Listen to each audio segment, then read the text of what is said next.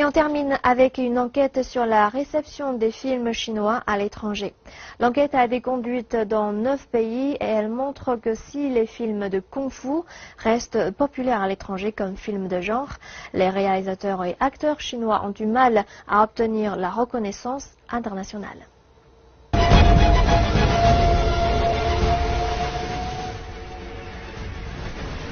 2014 a été une bonne année pour le marché chinois du film, les ventes frôlant 4,8 milliards de dollars.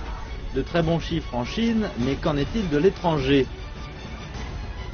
Divisé en 5 parties, le rapport analyse certains aspects comme le contenu des films chinois qui sortent à l'étranger, l'influence de ces films, la diversité des canaux de distribution et les problèmes de fond auxquels fait face l'industrie.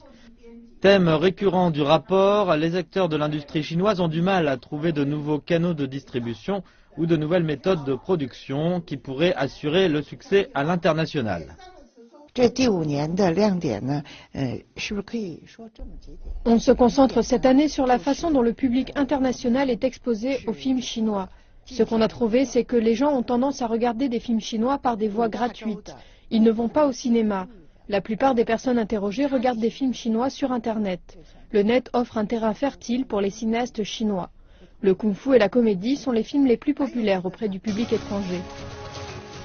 Les films de kung-fu peuvent connaître un grand succès, comme ça a été le cas pour Tigre et Dragon. Réalisé par Ang Lee, ce film avait rapporté 128 millions de dollars aux États-Unis, devenant le film étranger le plus rentable de l'histoire de Hollywood. Le spectacle des arts martiaux combiné avec des personnages, des décors et des costumes chinois avait pleinement satisfait le public en recherche d'orientalisme, sans pour autant changer sa perception de la Chine. L'Académie dit que c'est la tendance qui a prévalu depuis le projet a été lancé en 2011.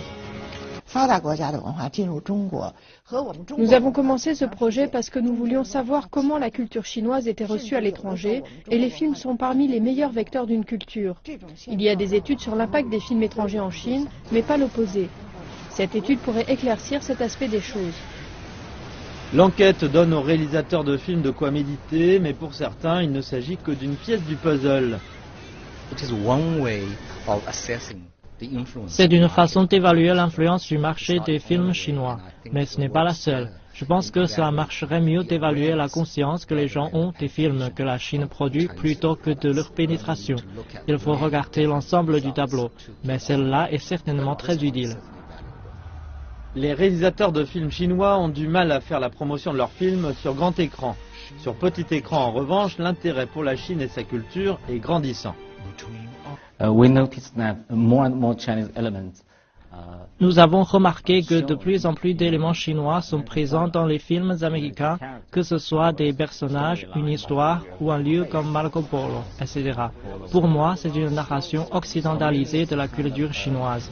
C'est comme la cuisine chinoise en Amérique, ce n'est pas que de la nourriture, c'est toute leur interprétation et leur imagination de la culture chinoise. L'intérêt grandissant pour la culture chinoise à l'étranger reflète l'économie chinoise. Et le succès des films chinois sur petit écran peut être un point d'entrée vers les grands écrans. Past year we have seen a new version of Marco Polo, a miniseries. L'an dernier, nous avons vu une nouvelle version de Marco Polo, une mini-série, et aussi Fresh Off the Boat, une série télévisuelle sur une famille américano-chinoise vivant aux États-Unis. C'est sans précédent, spécialement sur des chaînes grand public.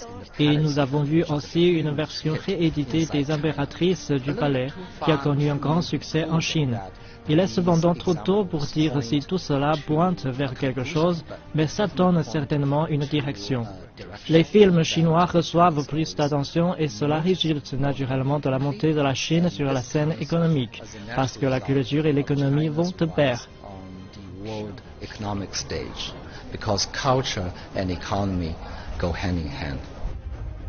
L'expérience du petit écran pourrait pointer dans la bonne direction, combiner le professionnalisme de Hollywood et le flair culturel du cinéma chinois. Les producteurs et les réalisateurs doivent trouver de meilleures méthodes pour raconter des histoires et trouver de nouvelles idées.